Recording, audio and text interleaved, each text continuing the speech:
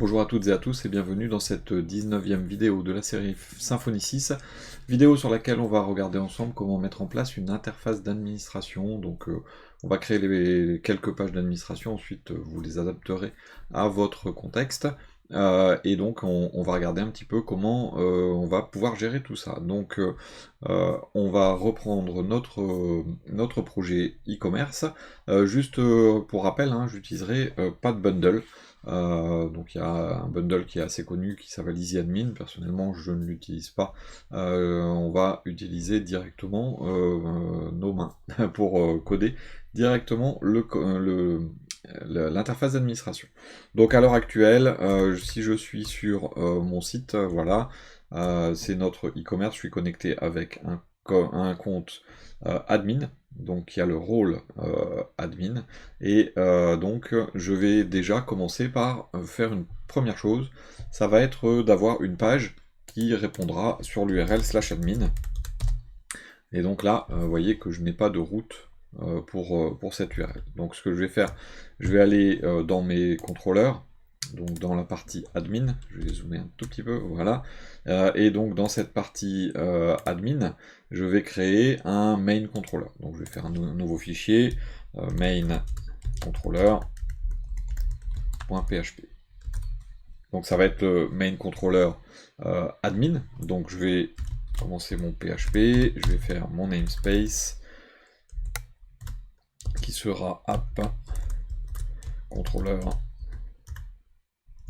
admin. Je vais ensuite faire sa classe, donc main controller. Je vais étendre abstract controller, on verra un petit peu plus tard comment s'en passer. Abstract controller, hop là, pardon, j'ai fait cloner. Voilà, donc je vais enlever abstract cloner, voilà. Donc ce contrôleur et donc cette classe répondra à une route, donc je vais mettre mon paramètre ici route, je vais lui dire que il répond à /admin, et name, on va lui mettre admin underscore tout court comme ça. Donc ici, vous voyez que mon route est souligné.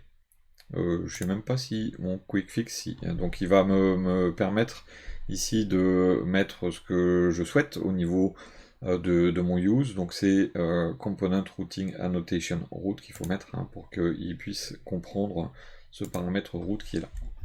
Donc cette classe répond à /admin, mais ce qui serait pas mal maintenant, c'est d'avoir une méthode public function index, par exemple, qui retournera un modèle. Donc là, pareil, on va lui faire son route, hop, donc c'est slash et name index. Donc en ayant fait ça, si je retourne sur mon navigateur maintenant, voilà, donc il dit que je retourne pas la bonne chose, mais maintenant il dit plus qu'il ne trouve pas ma route. Donc la réponse qui va être envoyée, ça va être un response de HTTP Foundation, donc toujours pareil, il y a les use qui vont être ajoutés. Et donc ce que je vais faire maintenant dans ce contrôleur, ça va être relativement simple. Je vais juste faire un return donc de ma vue. Donc là je vais faire un return this render, hop là. Et je vais aller chercher admin / hop là, index.html.twig. Voilà. Là, si je réactualise, il va me dire non mais attends, je comprends pas, je trouve pas ton fichier Twig. Donc, ce qui est normal parce que je l'ai pas encore créé. Donc maintenant, je vais aller dans mes templates, dans admin, et donc dans admin, il va falloir que je crée un fichier index .html.twig. Donc en ayant fait ça, maintenant il va le trouver et j'ai une page blanche. Ce fichier, maintenant, index.html.twig qui se trouve à la racine de mon admin, bah, je vais lui faire des choses. Donc déjà, je vais faire un extends de base.html.twig. Je vais utiliser la même base pour mes fichiers admin. Ensuite, je vais faire un bloc. Hop là, un bloc avec un O. Bloc. Ah, il veut pas me le prendre. Voilà. Title. Donc c'est administration par exemple. Donc en ayant fait ça, hop, voilà, j'ai directement mon contenu qui commence à venir. Et donc je vais lui faire mon bloc body. Bloc body. Hop. Et donc à l'intérieur, je vais mettre mon administration. Donc ce que je vais faire, c'est que je vais faire une colonne à gauche avec mes différentes informations de les différents menus, et je vais faire une partie à droite avec le contenu. Donc je vais faire un sous-fichier. Donc déjà je vais faire, je vous rappelle, on utilise Bootstrap dans cet exemple, donc je vais faire un container, je vais faire une row.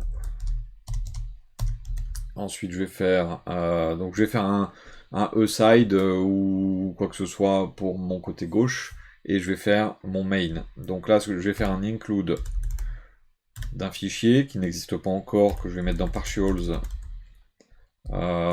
qui sera admin nav.html.twig. Donc ça va être ma navigation, et je vais faire un main qui aura une classe row, une classe call, pardon, call 9. Je vais lui mettre un border light, un BG light et un padding de 3. 2 ça suffira. Hop, voilà. Et ici je vais écrire, hop, je vais mettre mon H1 administration. Si je fais ça, je vais avoir une erreur. Il va me dire non, mais attends, je trouve pas ton sous-menu, ton sous-fichier, donc mon admin nav. Donc mon admin nav, ce que je vais faire, c'est que je vais aller le créer à l'intérieur de partials. Admin nav.html.twig. Voilà, je vais faire un e-side en call 3. Je vais mettre la même chose que l'autre, border light, BG white et un padding de 2. En ayant fait ça, maintenant mon fichier est complet, et donc voilà, j'ai ma partie administration qui est ici. Je me suis trompé dans le BG, je pense,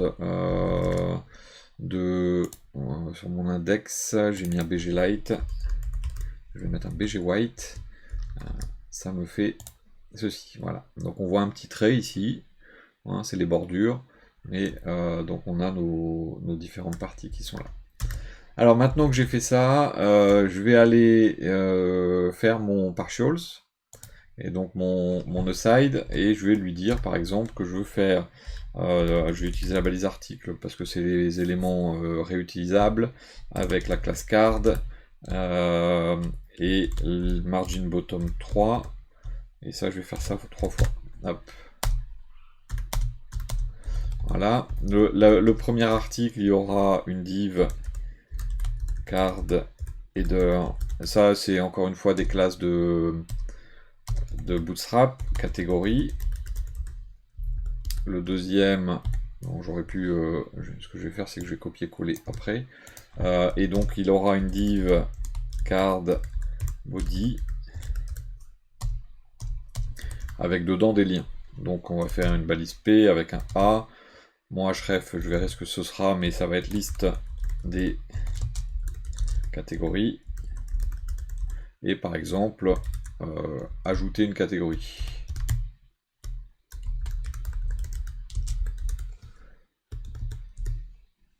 Si je fais ça, bien dans mon navigateur, maintenant, vous voyez, j'ai ça sur le côté. Donc catégorie, liste des catégories et ajouter une catégorie. Je vais pouvoir faire la même chose avec produits. Donc liste des produits et ajouter un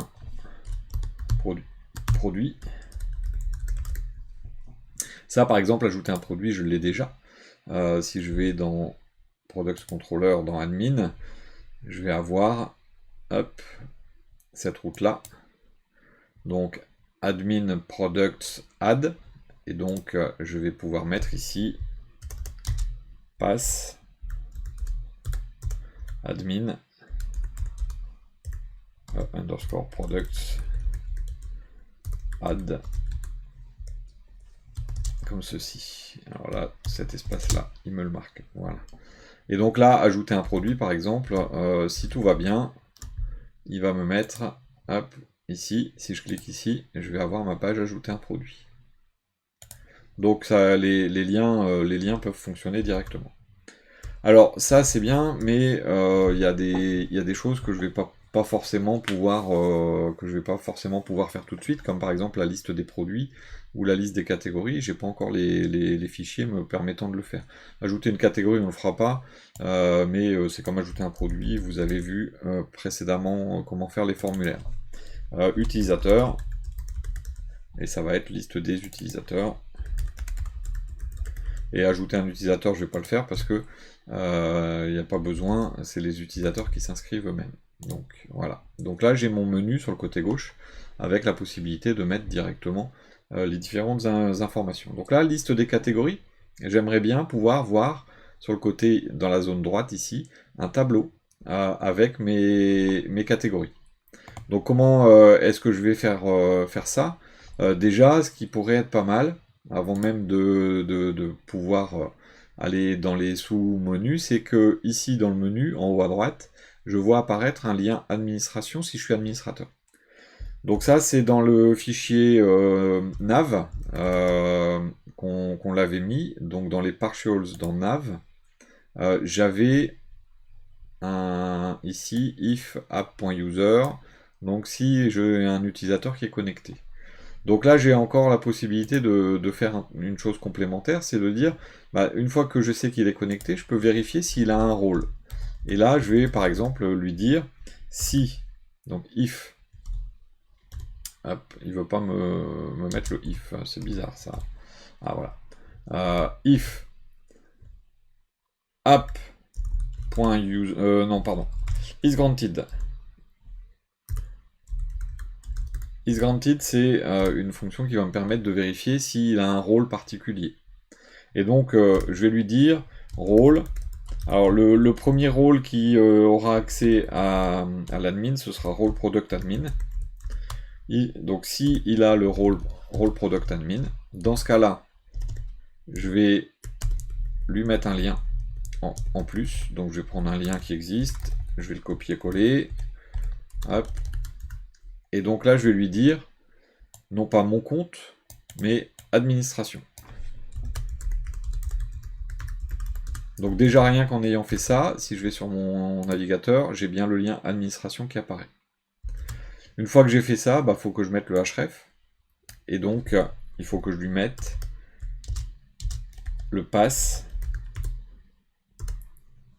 admin index. Parce que je l'ai appelé comme ça, hein, c'est dans mon main controller ici, slash admin, donc c'est admin underscore, et ici la route slash index, admin underscore index, c'est bien ce que j'ai écrit ici. En ayant fait ça, eh bien maintenant, si je clique sur administration, j'arrive sur ma page d'accueil d'administration. Je peux revenir à l'accueil, je peux revenir à l'admin, et si je me déconnecte, voilà, j'ai plus le lien administration. Si je me connecte, il faut que je sois administrateur. Voilà, et donc j'ai bien le lien administration qui apparaît. Donc une fois que vous avez fait ça, maintenant, eh bien, on aimerait bien voir la liste des catégories, par exemple. Donc pour voir la liste des catégories, il nous faut un contrôleur Et on va aller voir si dans admin, eh bien non, je n'ai pas de catégorie contrôleur. Donc ce que je vais faire, je vais enregistrer sous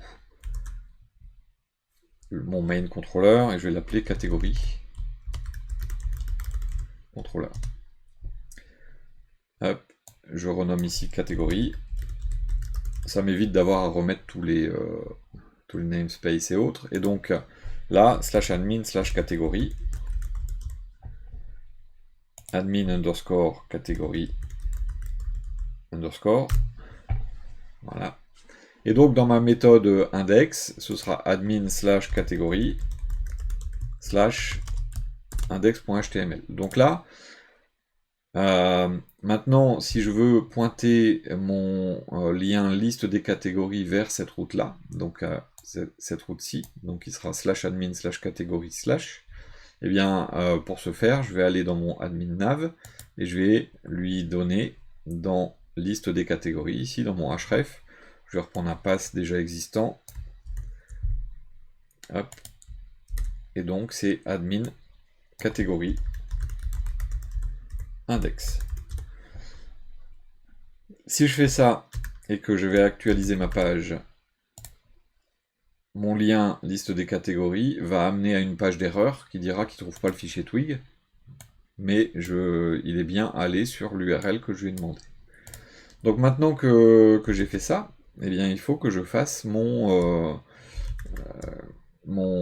fichier. Donc mon fichier index.html.twig dans admin catégorie. Donc encore une fois, je ne vais pas réinventer, j'ai déjà une base ici, je vais enregistrer sous, save as il est là, je vais aller, donc ici je suis dans le dossier admin, donc je vais créer un nouveau dossier catégorie, voilà, je suis dedans, et je l'appelle bien index.html.twig.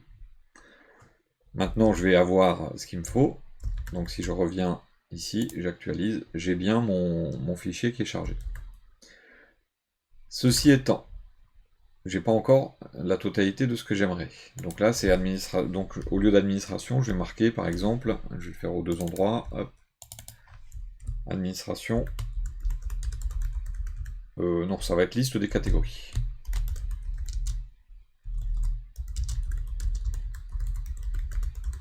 Liste des catégories, donc je vais bien avoir ça sur ma page. Voilà, et donc dans l'onglet aussi. Et en dessous, j'aimerais bien avoir un tableau. Donc pour avoir mon tableau, il me faudrait des catégories. Donc ce qui veut dire qu'il faut que j'aille dans mon contrôleur et que je récupère ici mes catégories. Donc je pourrais le faire directement là, mais je vais le faire séparément. Déjà, il faut que je récupère le catégorie repository. Catégorie repository. Et donc je vais lui dire $catégorie $catégorie repository. Je vais lui faire un find by. Et mon find by demande un critère et un tri. Donc le critère, j'en mets pas, donc je les veux toutes. Et mon tri, ça va être un tableau qui va dire que je fais ça par catégorie order. C'est ma colonne catégorie order. Et je le fais en ask, ascendant. Cette variable catégorie, je l'envoie à mon render avec la méthode, enfin la fonction compact catégorie. Ça vous fait un tableau, hein, mais la fonction compact vous fait un tableau directement. J'ai déjà expliqué précédemment. Donc maintenant, j'ai toujours pas d'erreur normalement, voilà. Et maintenant, je vais pouvoir dans ma vue faire donc la vue de mes catégories. Donc pour ce faire, je vais donc juste en dessous de mon H1 ici, je vais faire une table. Table, je vais lui mettre la classe table de Bootstrap. Donc ça va faire un tableau. Ensuite, je vais faire un thead qui sera mon en-tête de tableau avec une ligne qui contiendra des colonnes. La première, ce sera l'ID de ma catégorie.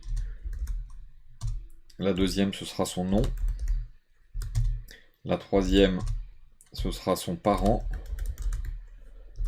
La quatrième, tiens, inscrivons son slug. Et la cinquième, son ordre. Ensuite, je vais avoir mon tbody. Et dans le tbody, en fait, il va falloir que je boucle sur mes catégories. Donc, je vais faire un for. Il ne veut pas me récupérer, mais voilà. Un for, donc catégorie dans catégorie. Et là, bah, je vais faire une ligne avec une première colonne qui sera catégorie.id, son ID. Et après, je vais mettre son nom, name. Ensuite, je vais avoir son parent. Donc là, vous allez voir qu'on va avoir une erreur. Ensuite, son slug. Et ensuite, son catégorie order. Alors, je vous dis qu'on va avoir une erreur pour le parent. Parce que le parent, il ne peut pas le convertir en un string. Pourquoi? Parce que c'est un objet, le parent, c'est une catégorie parente. Donc, il va falloir vérifier si le parent existe. Si oui, on devra afficher son nom. Donc, on va déjà voir avec un if. Ça va. Voilà. If, donc catégorie parent est nul. Si le parent est nul, eh bien, on met... Alors, pardon, j'ai pas mis... Bon non, tiens. Tiens, oui, c'est vrai que j'aurais pu faire is not nul. S'il n'est pas nul, on affiche le parent. Mais le parent, on l'affiche de cette façon-là. Donc catégorie.parent. Point name, parce qu'il faut aller chercher la colonne qu'on veut. Et là, donc, hop, c'était là l'erreur. Voilà, je vois bien des parents vides pour les catégories principales. Et ensuite, je vois le parent directement pour les sous-catégories. Donc ça, c'est une première chose qu'on peut faire avec la liste des catégories. Maintenant, si on est sur quelque chose d'un petit peu plus complexe, c'est-à-dire par exemple la liste des produits. La liste des produits, on l'a vu, donc je vais fermer catégorie contrôleur. La liste des produits, on l'avait vu, elle va se faire ici, donc admin products index. Donc si je prends la route admin products index avec mon admin nav, donc je vais faire ça, hop, liste des produits, hop, admin products index.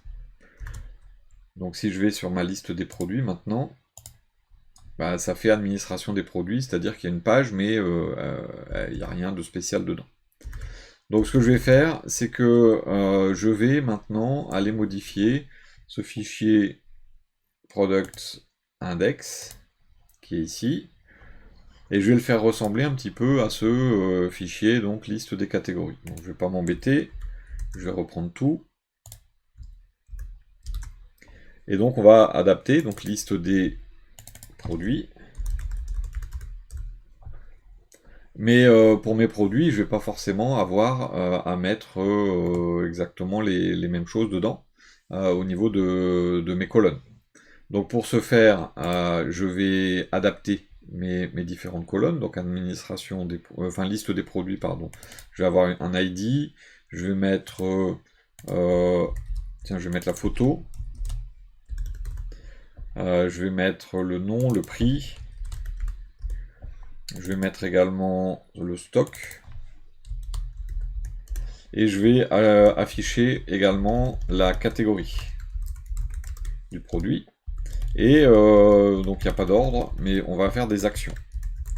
Donc là, on va faire un bouton, par exemple, qui nous permettra de modifier le produit. Donc j'ai normalement 1, 2, 3, 4, 5, 6, 7 colonnes. Donc ça veut dire qu'ici, il va falloir que j'en ai 7 également. Donc ça ne sera pas catégorie, ce sera produit. Et donc, ici, alors je vais tout changer, mais il y a des choses dont j'aurais pas besoin, produit. Et là, je vais devoir donc faire en même temps, ici, donc produit.id c'est bon. Je vais mettre produit.photo, .image, pardon. Et vous allez voir qu'on va avoir un problème. Produit.name c'est bon. Alors j'ai pas besoin de if, parce que je vais pas avoir les mêmes contraintes. Hop, et donc après name c'est prix. Donc on est à price. Et on le divise par 100 parce qu'on a besoin de le diviser vu qu'il est multiplié au moment de l'écriture. Stock.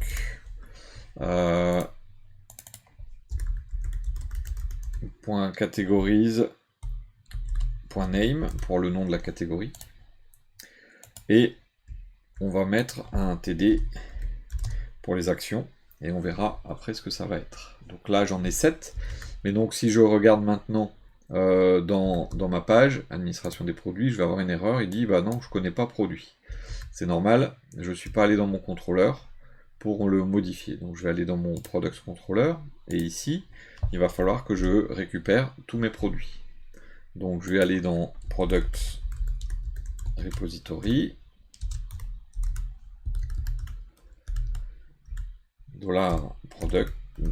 $produit égale $products repository flèche find all pour aller tous les chercher, et je vais envoyer ça produit sous le nom produit à ma vue. Donc là si j'y retourne, voilà, donc là il dit je ne peux pas aller chercher les informations sur une collection persistante. Donc là, ça c'est mon produit.image. En fait, pour aller chercher une image, il faudra que j'aille chercher le numéro de l'image que je souhaite, donc comme ceci, et ensuite que je donne le nom du champ que je veux récupérer. Ça veut dire que je vais chercher la première image pour ce produit, en espérant qu'il y ait une image. Moi j'ai obligé à avoir une image, donc ça devrait se faire. Et là j'ai le nom de l'image, vous voyez. Alors là on n'est pas tout à fait exact par rapport à l'affichage des images. Donc si on regarde dans la liste, donc c'est dans main, non pardon, c'est dans catégorie liste, voilà comment on affichait les images. Directement, vous voyez, product image 0.name, donc c'est exactement la même chose qu'on va faire.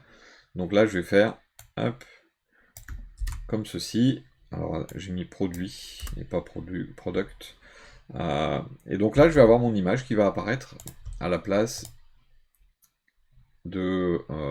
donc mon chemin, pardon, qui va apparaître à la place directement du nom du fichier. Donc maintenant, ce qui me reste à faire, c'est de faire une balise IMG. Et ce lien-là, je le mets dans le SRC. Dans le alt, je peux mettre produit.name pour mettre son nom. Et donc là, je vais avoir directement mes images qui vont apparaître, la première image. Bon, après, vous gérez en CSS la taille. Nous, on peut faire par exemple ici classe img-thumbnail.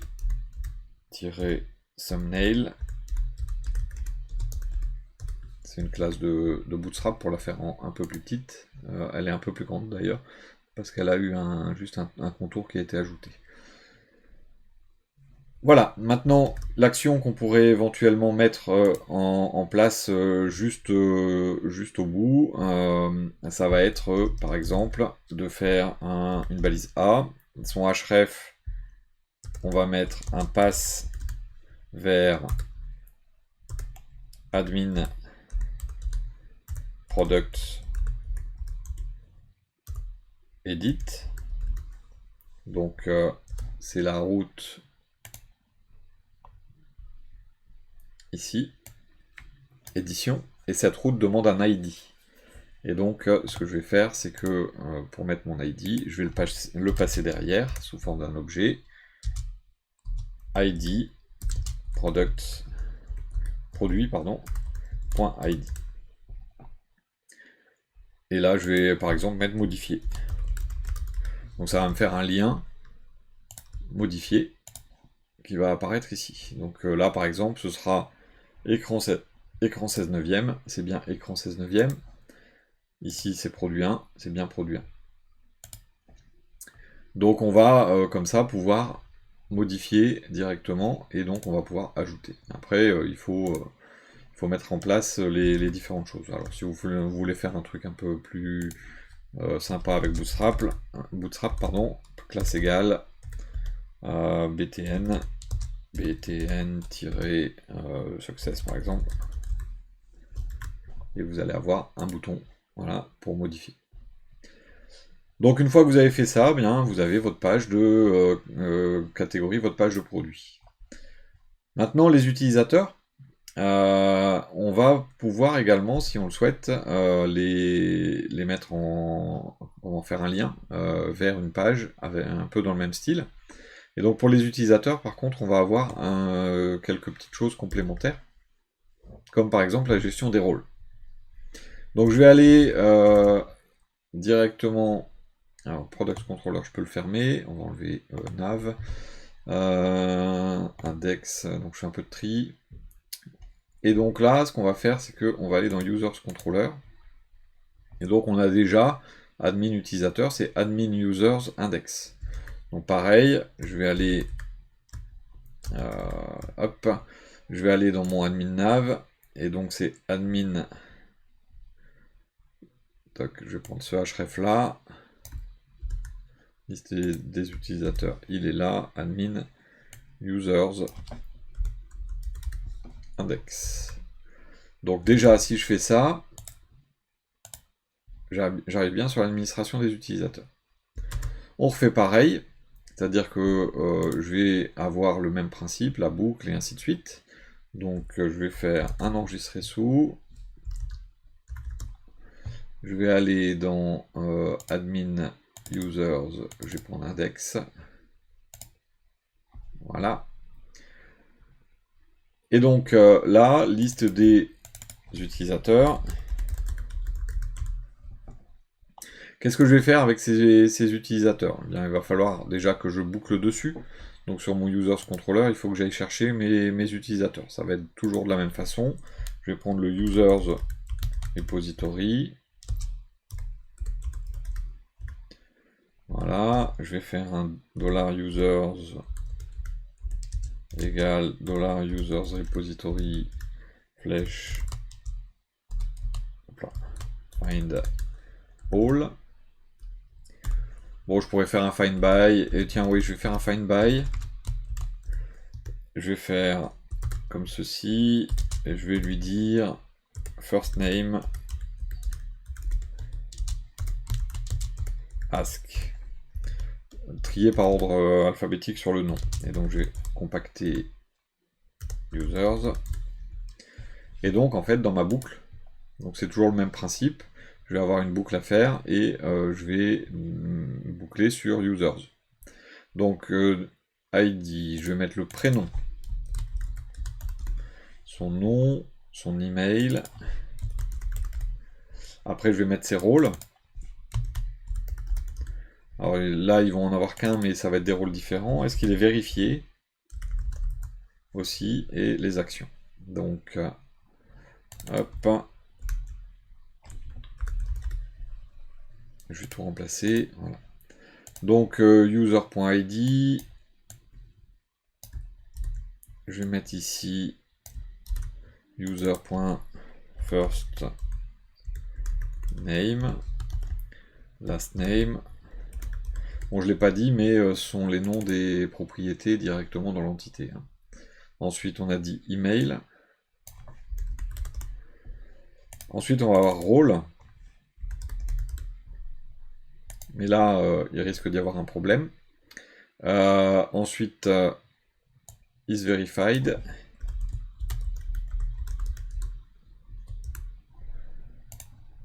Et j'ai pas de href à mettre parce que j'ai pas de classe de chemin pour l'instant pour modifier l'utilisateur. Donc une fois que vous avez ça, on va essayer de réactualiser notre page et on aura une erreur. Donc array to string conversion, il me dit il y a un problème sur role. Alors ce problème sur role, il est assez simple, c'est que si on dump le rôle, eh bien on va avoir, donc je vais faire un dump,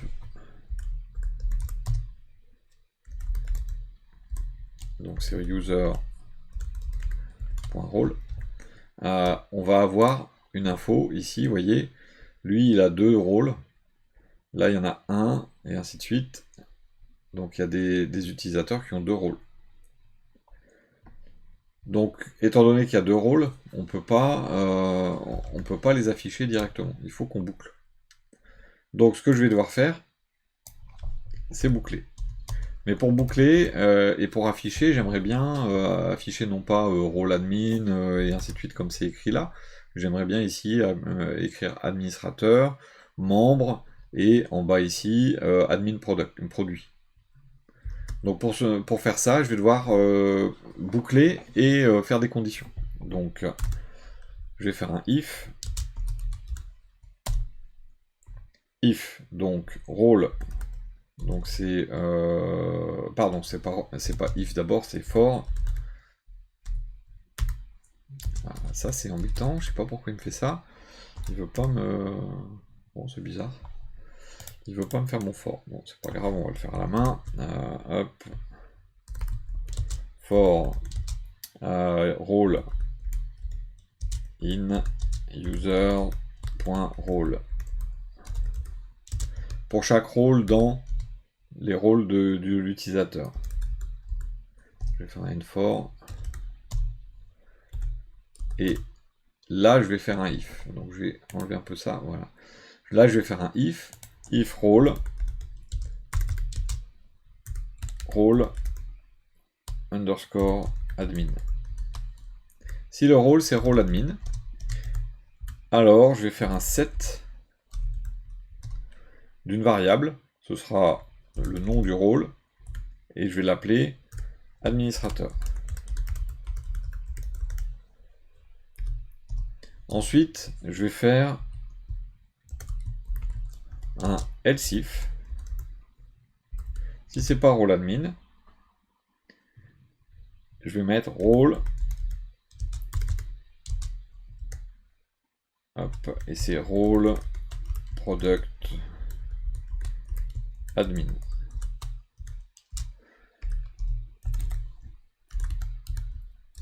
Là, je vais l'appeler admin produit. Admin produit. Ensuite, je vais faire un else. Et je vais faire, s'il est ni le premier ni le deuxième, il est membre.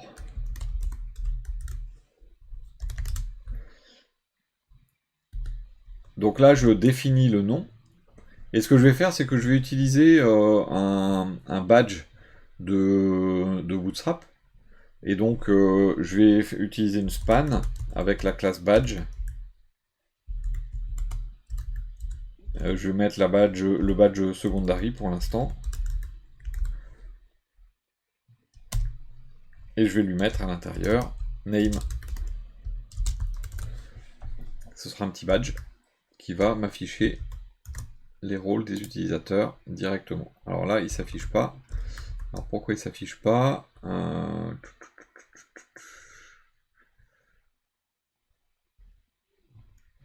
Bonne question. Alors, badge, c'est pas badge, c'est BG.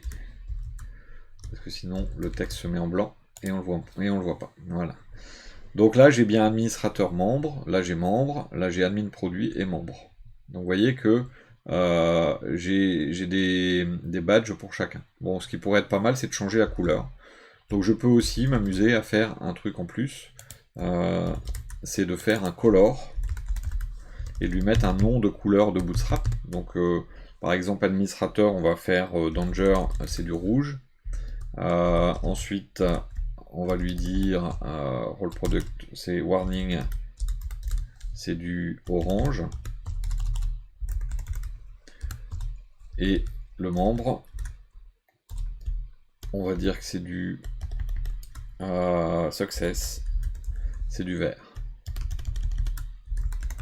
Et au lieu de mettre ici BG secondary, je vais mettre BG color, la couleur que j'ai définie juste avant. Et en faisant ça, eh bien, je vais avoir des couleurs différentes pour les différents profils de mes utilisateurs. Au niveau du vérifié, ici, vous voyez que j'ai des 1, comme ça, et j'ai rien entre les deux. Donc ça, c'est pareil, je vais avoir la possibilité d'utiliser des petits interrupteurs, des petits switches. Et donc pour faire ça, je vais utiliser par exemple, je vais aller sur la doc de Bootstrap, je vais vous montrer, hop, on est en 5.2, je vais aller sur la partie Forms, et je vais aller dans les checkbox et radio, et je vais pouvoir utiliser ce genre de choses ici, les petits switches comme ça. Donc moi je voudrais des switches qui soient pas cliquables, là je peux cliquer, là je peux pas cliquer. Je voudrais pas pouvoir les changer, après on pourrait le faire en Ajax, hein, mais dans un premier temps on va le faire comme ça. Et donc je vais utiliser le dernier bout de code qui est ici, je vais le copier, je vais aller dans ma page, et à la place du user is verified, là, donc je vais mettre directement mon bouton. Hop, voilà.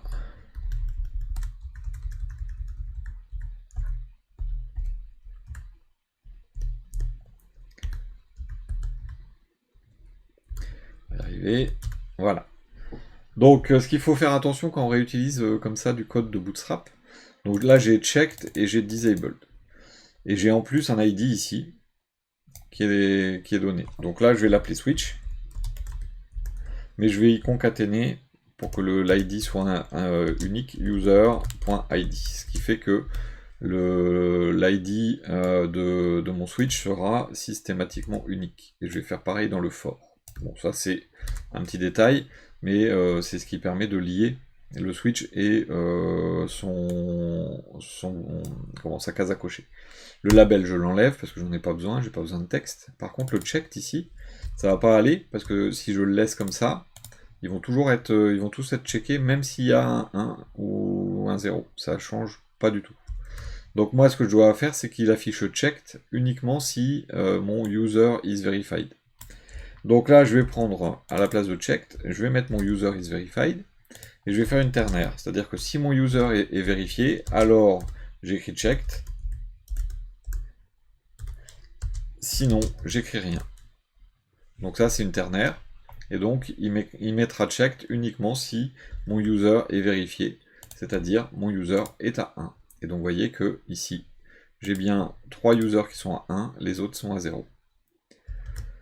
Donc ça fait partie des petites choses qu'on peut faire pour faire des parties d'administration. Donc vous voyez que c'est pas extrêmement compliqué. Personnellement, je vois pas l'intérêt d'utiliser un EasyAdmin pour faire ce genre de choses. Parce que de toute façon, le code qu'on doit faire, c'est vrai qu'on fait pas les templates, mais après tous les templates se ressemblent. Là, vous gérez votre template comme vous le souhaitez. Non pas qu'EasyAdmin est pas bon, c'est juste que personnellement je préfère ne pas l'utiliser. Voilà donc pour cette partie création d'une interface d'administration. Donc on peut naviguer, alors j'ai pas fait la modification des utilisateurs, j'ai pas fait l'ajout d'une catégorie, mais après vous avez déjà toutes les bases avec ajouter un produit par exemple comme on l'avait fait. Vous avez déjà toutes les bases pour pouvoir vous en sortir pour faire votre administration. Donc voilà pour ce tutoriel qui concernait principalement donc la création d'une interface d'administration. Je vous remercie beaucoup pour votre attention, pour votre fidélité. N'hésitez pas si vous souhaitez laisser un petit pouce, un commentaire, ça fait toujours plaisir. Si vous avez des questions techniques, j'insiste sur le fait que je n'y réponds pas sur YouTube. Posez vos questions directement sur le serveur Discord, dont le lien est disponible sur toutes les descriptions de vidéos. Je vous remercie beaucoup, je vous souhaite une bonne continuation, et je vous dis à bientôt.